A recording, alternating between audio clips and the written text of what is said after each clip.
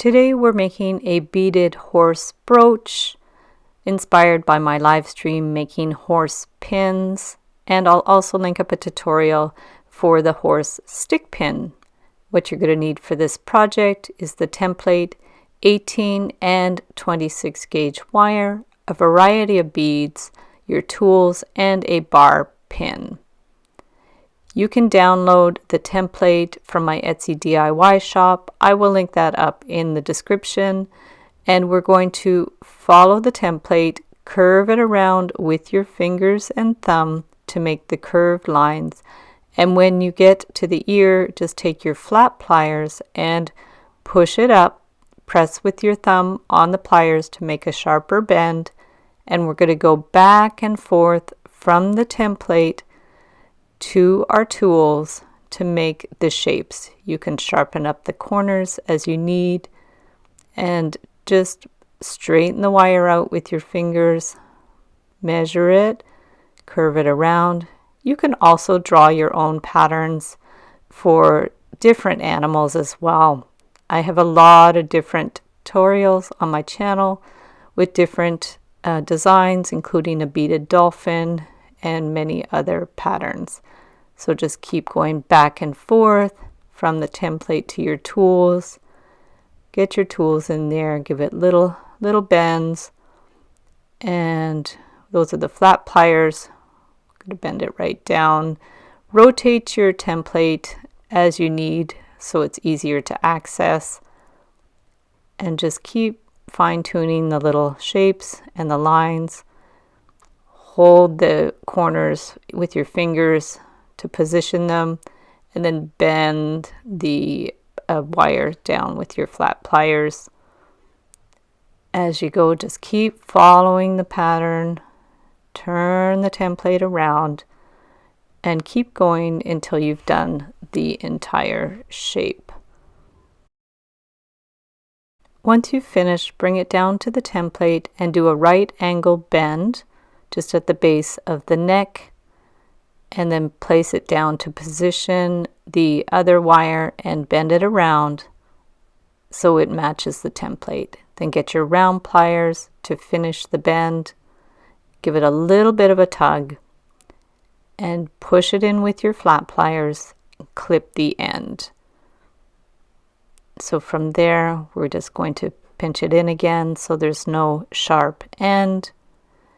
And then we'll take the other end, bend it through, give it a little bit of a tug there, and we'll cut that end. So we have the whole shape that will hold together of the horse.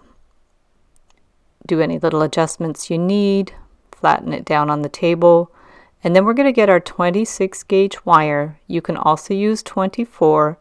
I'm going to get a bunch of beads, and then we're going to wind the wire around. You can start around the middle of the horse, wind it around a couple of times to fix it in place, and then start putting on our beads. I have a variety of seed beads. I have some 6mm cat's eye beads, and I also have some little miracle beads, 4mm. You can use any beads you like. I have some faceted beads. Just a mix is nice, different shapes and sizes. And then we're going to wind it around on the other side to fix it in place. And bring the wire around to the front. You can wind it through again. You're basically weaving the beads into the shape. So bring it around to the front, put a smaller bead. This is a seed bead. And then bring it around, hold it in place, bring it through the leg, all the way around, and then to the back, and then bring it through again to the front. So there's a little wire to the back, but then we're putting the bead on the front. So another seed bead, just stick it on there. Depends on how big your beads are, how big your shape is. We're going to bring it around and keep going until we've filled in the whole horse. So now that the horse is filled in, get your bar pin, open it up, flip it over, place it on the back of the horse, and we're going to attach it with our 26 gauge wire. So just bring it through the holes of the bar pin and then bring it through the back. So it's going to hold in place. We're basically sewing on the bar pin because we want it to hold in place and not wiggle around. So do it as many times as you feel that it needs to hold it in place. I would not glue the bar on because the glue might show through the beads. So this is the best way to attach it so it's secure and it looks nice. And we just keep winding it around. You could use 24 gauge wire as well if you want. Be careful that the wire doesn't kink up too much. I cut my wire a little bit too long.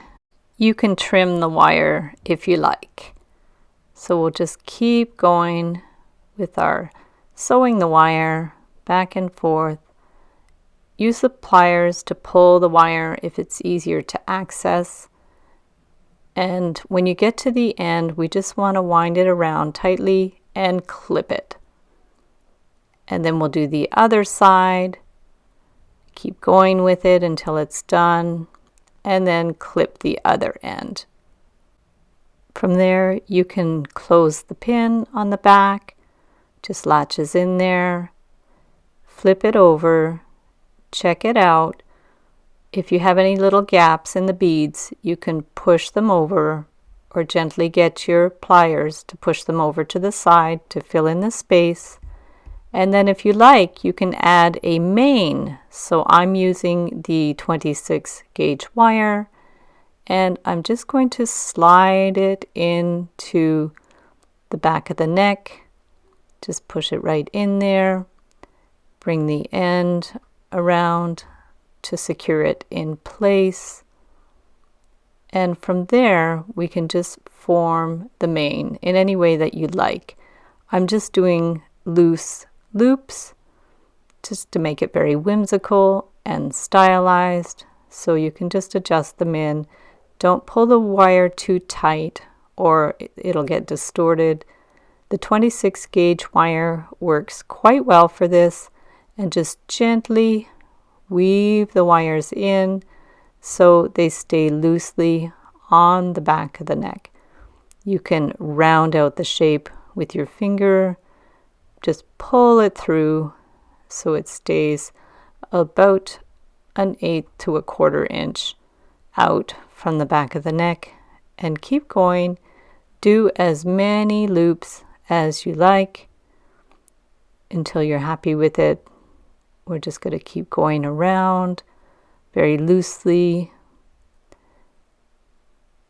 and just have a look, see how it looks. The ear is more towards the front, so we want the mane just to go on the back there. You could even make the ear more pronounced if you like.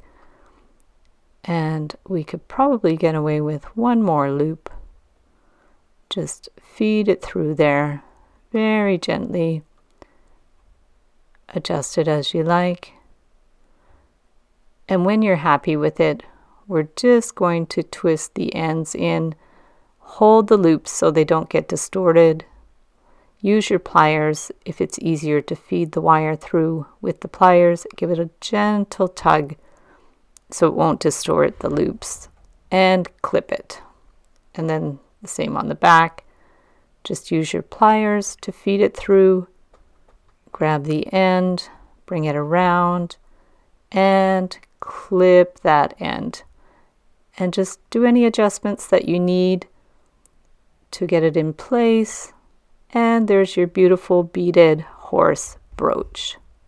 So thanks so much for watching the video. Give it a big thumbs up if you liked it. Be sure to subscribe to my channel for lots more wire art and jewelry making videos. And if you'd like to share photos of your wire art and jewelry, be sure to join the Wire Makers Club on Facebook. And if you'd like to check out my work on Etsy, my husband and I specialize in custom wedding cake toppers and funky jewelry. I also have a mailing list, so if you'd like to sign up below, I'll send you my Wire Art Essentials ebook. So thanks again for watching, and we'll see you the next time.